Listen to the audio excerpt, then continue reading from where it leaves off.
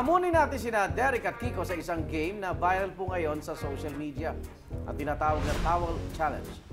Meron kaming nilagay na towel at kinakailangan hindi makita yung nasa kanilang harapan.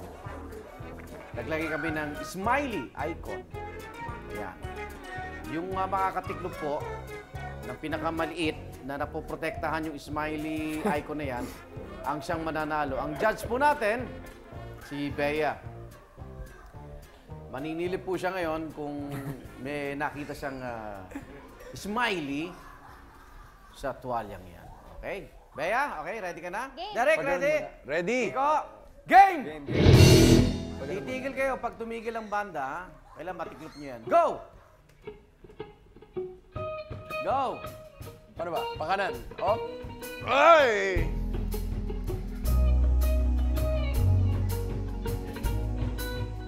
Go!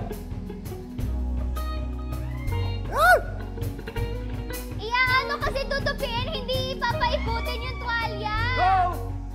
Ah! Teka lang. Ayan.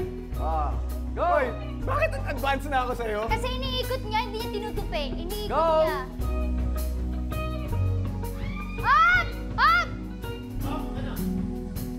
Talo na ba ako? Ngayon, talo ka na. Ba't smiley icon yan? Bakit? Akala mo talaga meron. At ang winner sa Towel Challenge natin ay si Derek Monasterio. Congratulations. You're never gonna see my smiley.